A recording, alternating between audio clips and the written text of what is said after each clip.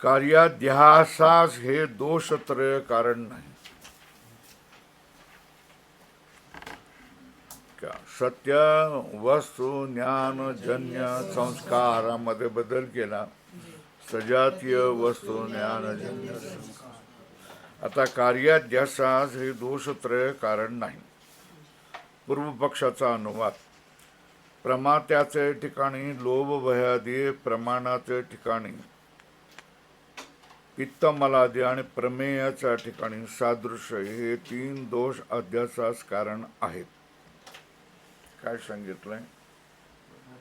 प्रमाता म्हणजे जाणणारा, त्या ठिकाणी लोभ असतो, भय असतं, हे दोष असतात. आता प्रमाणाच्या ठिकाणी पित्त होतं, मल असतात, काचकामाला रोग होतो.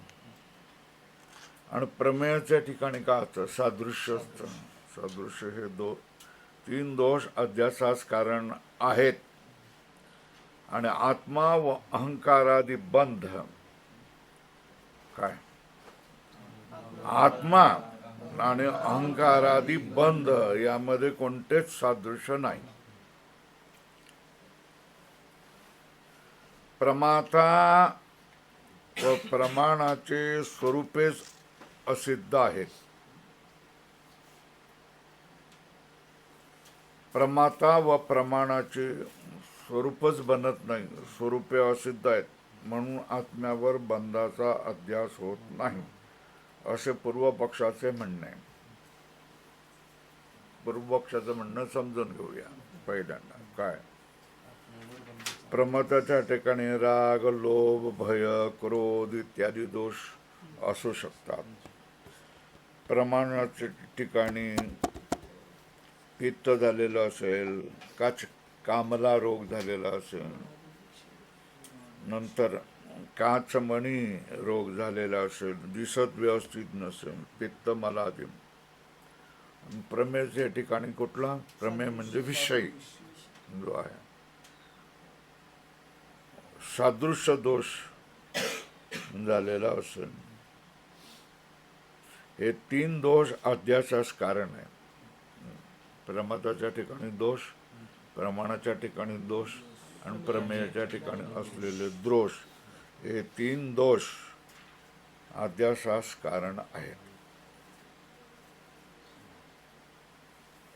आता आत्म्यावर अहंकारादी बंधाचा अध्यास होईल. तर आत्मा आणि अहंकारादी बंध यामध्ये साम्य काय सांगा बरं? सादृश्य काय? सादृश्य नाही. त्याच्यामुळे प्रमाता बनत नाही, प्रमाणही बनत नाही. प्रमाता प्रमाणाची स्वरूपेच असिद्ध आहेत, म्हणून आत्म्यावर बंधाचा अध्यास होत नाही. आत्म्यावर बंधाचा अध्यास होत नाही, कारण प्रमाण आणि प्रमाता या दोघांचं स्वरूपच सिद्ध होत नाही. ते स्वरूप सिद्ध झालं तर अध्यास होईल.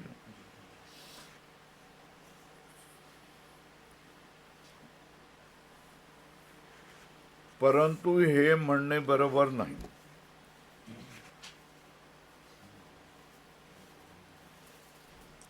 कारणाचं लक्षण काय केलेलं आहे? ज्याच्या असल्याने कारण होतं आणि ज्याच्या नसल्याने कारण होत नाही, कार्य होत नाही, त्याला कारण म्हणायचं. पूर्वी ज्याच्या असण्याने कार्य होते आणि नसण्याने होत नाही असे कारणाचे लक्षण केले आहे. बरोबर आहे? जसे दंड, चक्र, कुलाल म्हणजे कुंभार, मृतिका म्हणजे माती असतील तर घट होतो, नसतील तर घट होत नाही. स्पष्ट आहे ना? म्हणून दंड चक्रादी घटाची कारणे आहेत.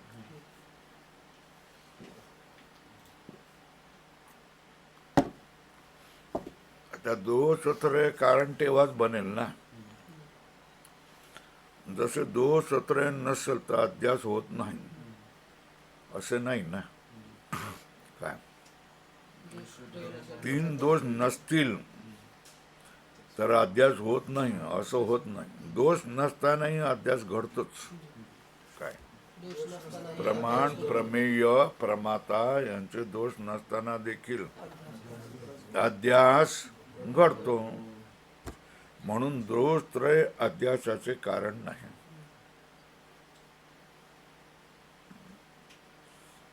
याला म्हणतात तत्सत्वे तत्सत्वम, तदभावे तदभावम. हे कारणाचं लक्षण आहे.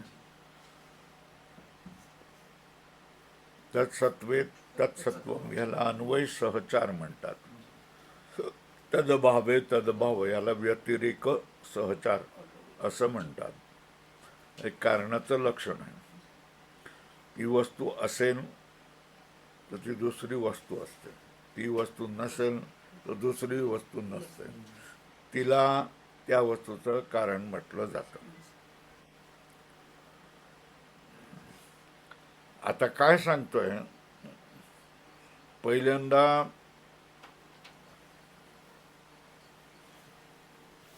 प्रथम सादृश्य नसतानाही अध्यास कोठे घडतो हे दाखवतो.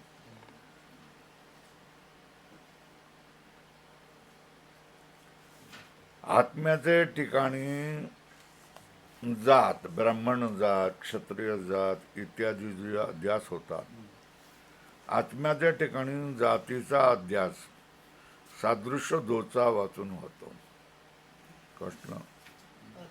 आत्म्याच्या ठिकाणी जातीचा अध्यास सादृश्य दोचा वाचून होतो. ब्राह्मणत्वादी जातीय हा स्थूल शरीराचा धर्म आहे. काय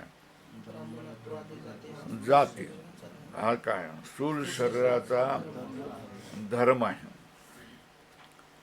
आत्म्याचा किंवा सूक्ष्म शरीराचा धर्म नाही. बरोबर आहे. ब्राह्मणात्व जाती हे काय आत्म्याचा धर्म थोडाच आहे? नाही. तो कोणाचा आहे? शरीराचा धर्म आहे. आणि तो आत्म्याचा किंवा सूक्ष्म शरीराचाही धर्म नाही. आता सूक्ष्म शरीर म्हणजे काय? बोला. सूक्ष्म शरीर म्हणजे काय? अंतःकरण, 5 प्राण, 10 इंद्रिये अशा 16चा समुदाय म्हणजे सूक्ष्म शरीर. अंतःकरण एक धरलेलं आहे. अंतःकरणाचे 2 भाग केले, मन बुद्धी, तर 17 होतं. तेव्हा 17 किंवा 16 अंतःकरण धरा, 5 प्राण, 10 इंद्रिय असं 16चा समूह. याला काय म्हणतात? सूक्ष्म शरीर. लाल करा. स्थूल शरीरे अनंत झाली. काय स्थूल शरीरे अनंत झाली तरी सूक्ष्म शरीर एकच असते. स्थूल शरीरे अनंत झाली तरी सूक्ष्म शरीर एकच असते. आत्मा नित्य असून सर्व व्यापक आहे आणि सूक्ष्म शरीराचा नाश ज्या शरीरात ब्रह्मज्ञान होईल त्याच शरीरात आणि एकदाच होतो. बरोबर आहे. सूक्ष्म शरीर म्हणजे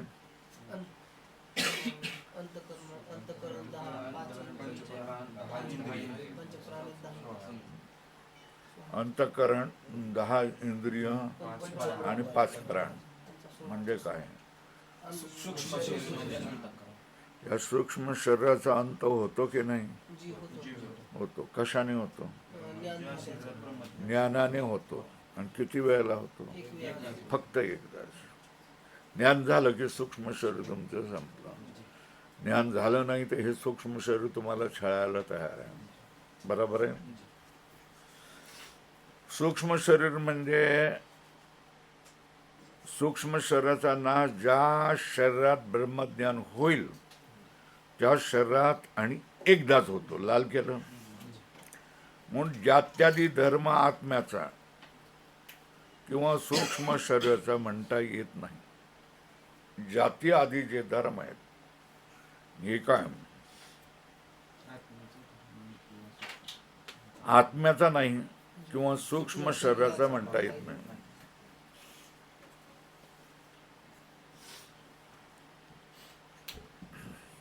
कारण आत्मा व सूक्ष्म शरीर एकच असून दुसरे याने तुम्ही गेल्यानंतर जाती भिन्न होते ना. गाढव जातीत गेला तर जाती भिन्न झाली ना.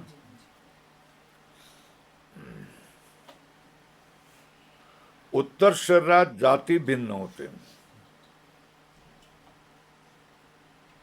कर्मभोगात असा नियम नाही की पूर्व शरीरात जी जाती असते तीच उत्तर शरीरात राहावी, असा काही नियम नाही.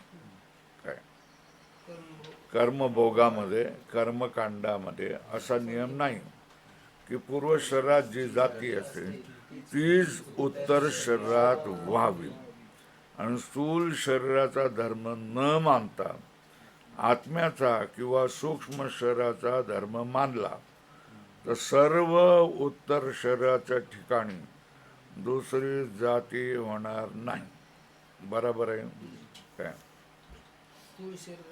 स्थूल शरीराचा धर्म न मानता आत्म्याचा किंवा सूक्ष्म शरीराचा धर्म मानला तर सर्व उत्तर शरीराच्या ठिकाणी दुसरी जाती होणार नाही. काय सांगितलं? ही जी जाती हा स्थूल शरीराचा धर्म नाही मानला, मग आत्म्याचा किंवा सूक्ष्म शरीराचा धर्म मानला तर सर्व उत्तर शरीराच्या ठिकाणी दुसरी जाती होणार नाही.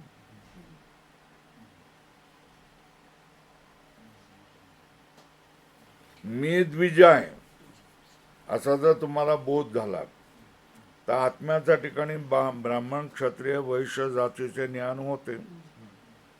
बरोबर आहे. या 3 वर्णांना उपनयन संस्कार आहे म्हणून द्विज म्हणतात. त्यांना द्विज का म्हणतात? हा.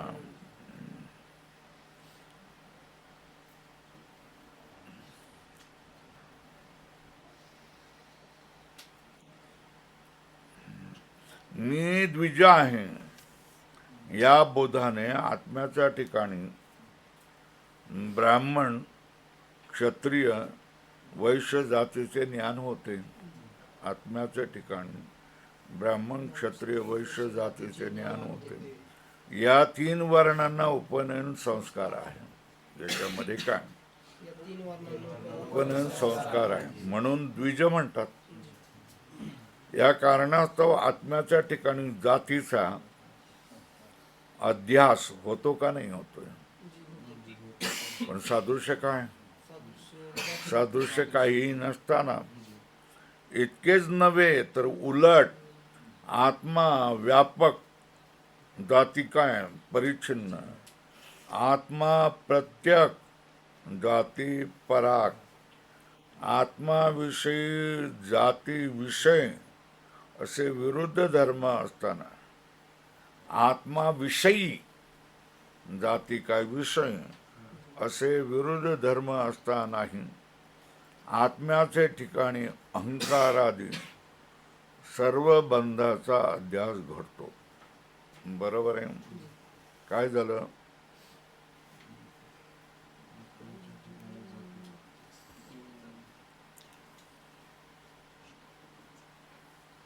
आत्म्याच्या ठिकाणी जातीचा अध्यास होतोय. आत्मा आणि जाती काय सादृश्य आहे तुम्ही सांगा? नाही ना. जाती ब्राह्मण क्षत्रिय वैश्य शूद्र ही असते. आत्मा निर्मळ आहे, जातीमध्ये अशुद्धी विशुद्धी असते.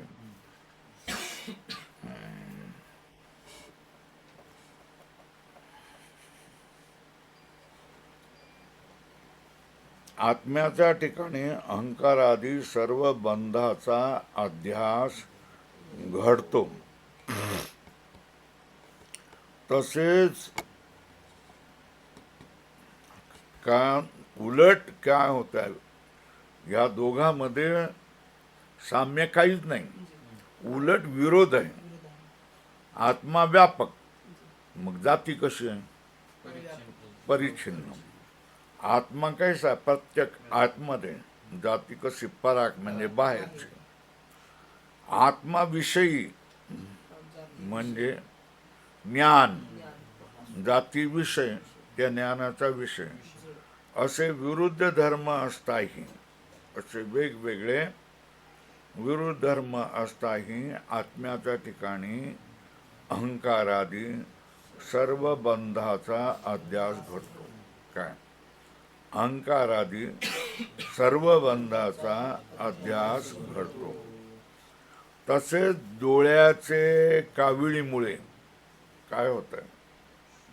तसेच डोळ्याचे काविळीमुळे शुभ्र शंखाचे ठिकाणी पिवळ्या रंगाचा अध्यास होतो. काय? डोळ्याचे कावेळीमुळे शुभ्र शंखाच्या ठिकाणी पिवळ्या रंगाचा अध्यास होतो. आणि मधुर साखरेच्या ठिकाणी पित्त दोषामुळे कडूपणाचा अध्यास होतो. हे ना का? शंखाच्या ठिकाणी पिवळ्यापणाचा अध्यास होतो. साखर मधुर आहे पण पित्त दोषामध्ये कडू लागतो. काय साम्य आहे? काय साम्य आहे बघा. अध्यास होतो आहे की नाही? डोळ्याचे कावीळमुळे शुभ्र शंखाच्या ठिकाणी पिवळ्या रंगाचा अध्यास होतो आणि मधुर साखरेच्या ठिकाणी पित्त दोषामुळे कडूपणाचा अध्यास होतो. याचा तापात सर्वांना अनुभव आहे. तापामध्ये या सगळ्याचा अनुभव आहे. वरील पिवळ्या रंगाच्या व कडू स्वादाच्या या दोन दृष्टात शंखाच्या पांढऱ्या रंगाच्या ठिकाणी आणि शर्करेच्या मधुरतेच्या ठिकाणी सादृश्य दोषापासून अभ्यास होतो ना. काय सादृश्य आहे? साखरेत आणि पित्तात काय सादृश्य आहे?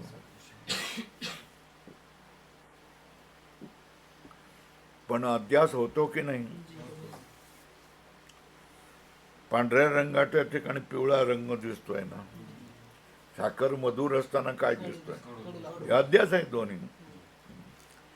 सादृश्य दोषा वाचून, पण दोघांमध्ये काही सादृश्य नाही. सादृश्य दोषा वाचून अध्यास होतो. म्हणून निर्णय काय झाला? लाल करा. याकरता सादृश्य दोष अध्यासाला हेतू नाही.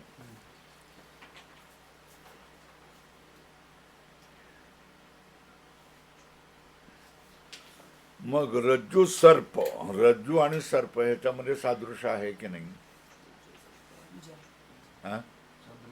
रज्जू आणि सर्प, रज्जूवर सर्प अध्यस्त झाला तर रज्जू आणि सर्प याच्या ठिकाणी साम्य आहे की नाही? बरं, शुक्ती आणि रजत याच्यामध्ये काही साम्य आहे की नाही? याच्यामध्ये साम्य आहे. या ठिकाणी साम्य असल्यामुळे अध्यास होतो. बरोबर आहे ना? रज्जू सर्प किंवा शक्ती रजताच्या अध्यासामध्ये सादृश्य असले तरी सर्वच अध्यासात अधिष्ठान व आरोप यामध्ये सादृश्य नसते. दोन जागी सादृश्य दिसते. कशाच्या ठिकाणी? रज्जू आणि सर्प, शुक्ती आणि रजत याच्यामध्ये सादृश्य दिसते. दिसते ते कबूल करावं लागतं की नाही? बरोबर आहे, तिथे सादृश्य आहे. पण सगळ्याच ठिकाणी सादृश्य असावं ही काही अट नाही. बरोबर आहे काय? सगळ्याच ठिकाणी सादृश्य असावं अशी काही अट नाही. बरोबर आहे. मग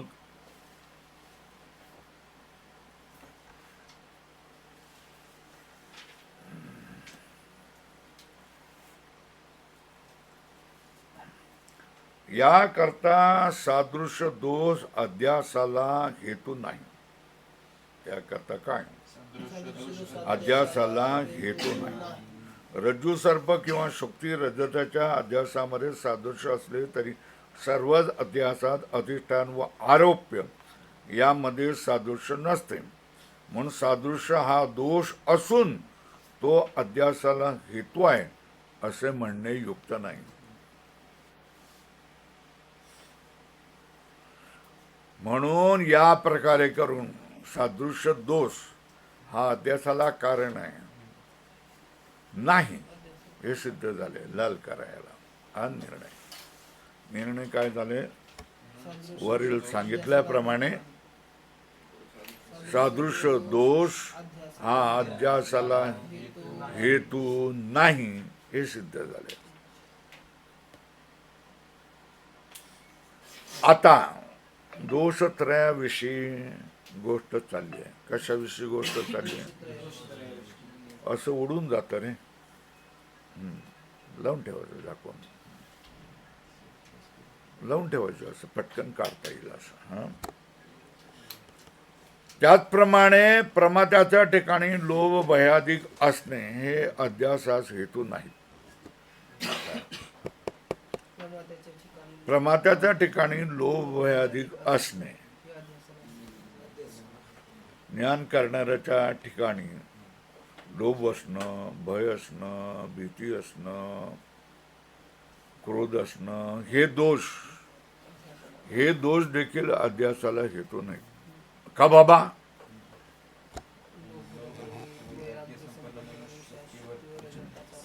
ज्याला लोभ नाही, वैराग्य संपन्न आहे, अशा साधूला रात्री दोरी पडली तर सर्प आहे असं वाटणार का नाही वाटणार? वाटणार ना. त्याच्या मनात लोभादी दोष नाही तरी अध्यास झाला की नाही?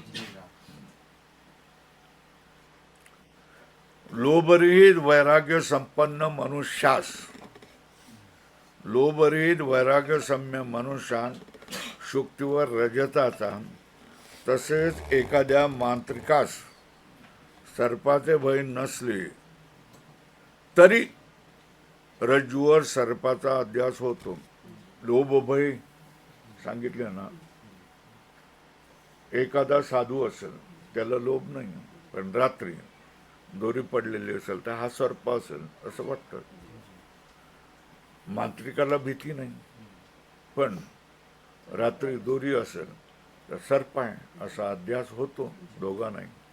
त्यामुळे प्रमात्याच्या ठिकाणी लोभ आणि भय इत्यादी दोष असले पाहिजेत. ते दोष नसले तरी अध्यास होतच राहतो. झालं.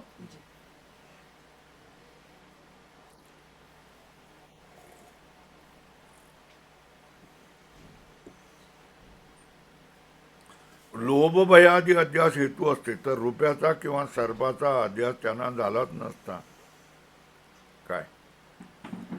लोभ भयादी अध्यासास हेतू असते तर रुपयाचा किंवा सर्पाचा अध्यास त्यांना झालाच नसता. अध्यास झालाच नसता ना. कारण त्यांना लोभ नाही तर अध्यास होणार नाही, भय नाही तर अध्यास होणार नाही. लोभ आणि भय अध्यासाचे हेतू असते तर त्यांना अध्यास झाला नसता. कारण काय?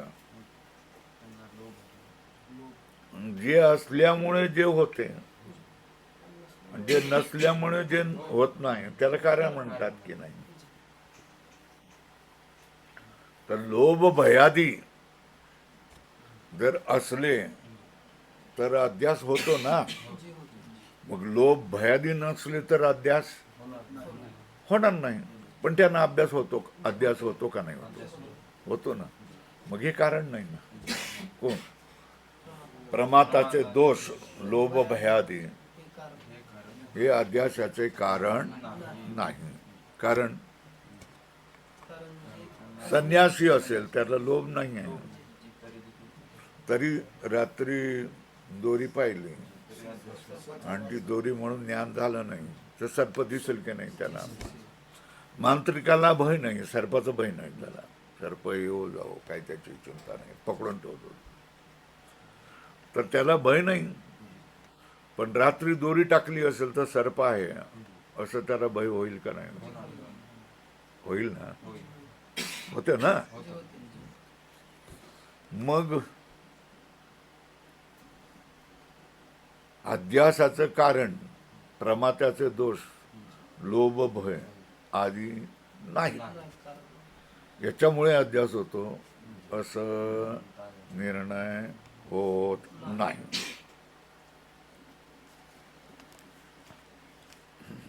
लोभ भय आदी अध्यास हेतू असते तर रुपयाचा किंवा सर्पाचा अध्यास त्यांना झालाच नसता.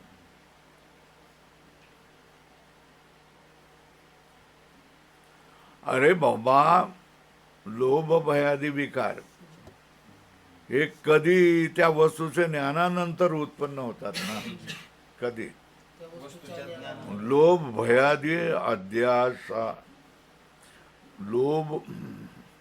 लोभ भयादी हे विकार आहेत, हे ज्ञानानंतरच उत्पन्न होतात ना.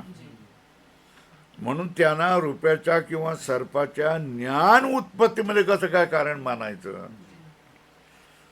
रुपयाचा किंवा सर्पाचा ज्ञान झाल्यानंतर लोभ भयादी असू शकतील ना, पण अध्यास होण्याच्या पूर्वी कारण असलं पाहिजे तरच ते कारण बसतील.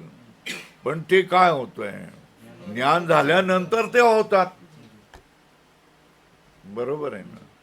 सर्पाचं ज्ञान झाल्या नंतर काय होईल, त्याच्याविषयी भय निर्माण होईल.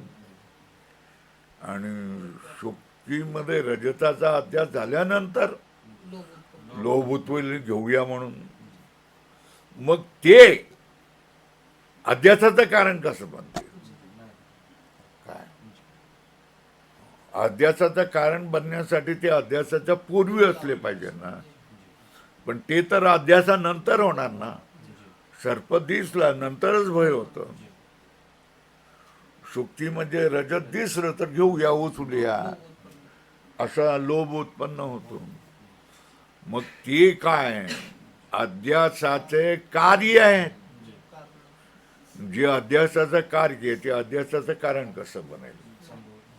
म्हणून लोभ भय आदी काय अध्यासाचे कारण नाही. म्हणून त्यांना रुपयाच्या किंवा सर्पाच्या ज्ञान उत्पत्तीमध्ये कारण मानणे संभवित नाही. आता याप्रमाणे काय केलं?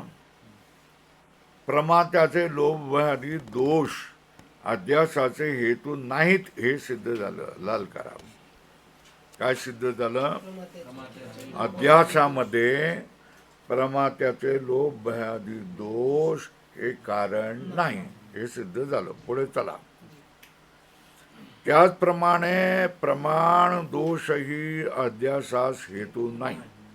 कारण सर्व पुरुषांना रूपरहित आकाशाच्या ठिकाणी नील रूपाचा अध्यास होतो की नाही?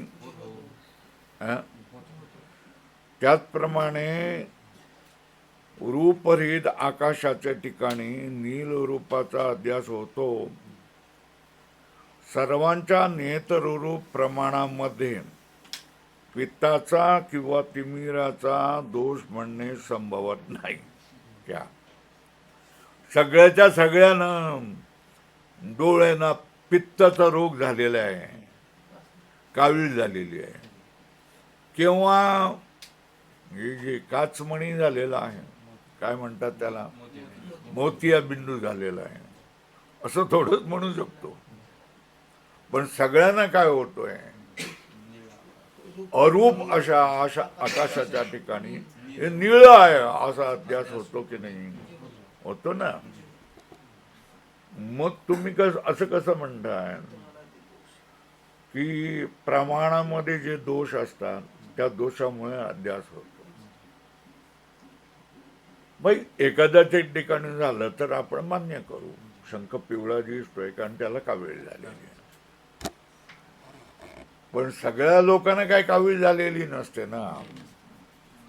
सगळ्या लोकांना काही डोळ्याचा रोग झालेला नसता. पण सगळ्यांना काय करतंय, अरूप असं आकाश निळच दिसत. बरोबर आहे.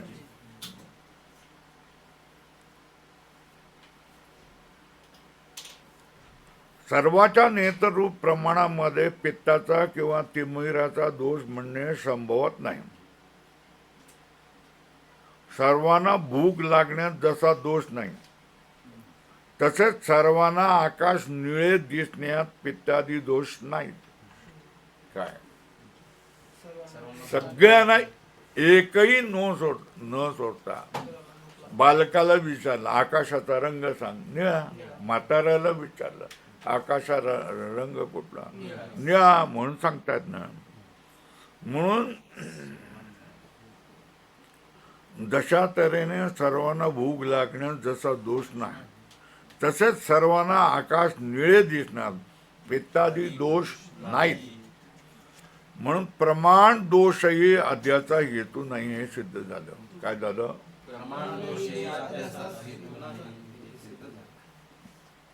दुसरी गोष्ट झाली काय, प्रमाणामध्ये असलेले दोष हे अध्यासाचं कारण आहेत हे सिद्ध झालं नाही.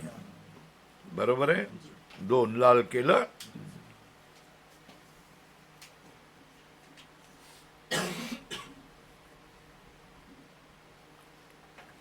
आकाशाचे ठिकाणी नीलतेचा जो अध्यास होतो त्यामध्ये काही सादृश्य आहे का? आकाश आणि निळा रंग आहे का? तर सादृश्य दोषाचा अभाव आहे ना. तसाच प्रमाण दोषाचा काचकामाला आधी रोग कोणाला झालेले आहेत का? सगळ्यांना नाही. मग प्रमाण दोष हे कारण नाही. अरूप आकाशामध्ये नीलरूपता दिसणं याच्यामध्ये प्रमाण दोष कारण नाही. तसा आत्म्याच्या ठिकाणी कोणताही दोष नसताना बंधाचा अध्यास संभवनीय आहे. लाल करा. म्हणून आत्म्याच्या ठिकाणी प्रमाता दोष नसताना, प्रमाण दोष नसताना, प्रमेय दोष नसताना बंधाचा अध्यास संभवनीय आहे. या दोघांचा विचार संक्षेप शारीरक विवरण आदी ग्रंथात विस्तारपूर्वक करून हे दोष अध्यासास कारण नाही असे सिद्ध केले आहे. पण विस्तार होईल म्हणून त्याचा इथे विचार मी करत नाही असं सांगितलंय. इथपर्यंत आपण आलो.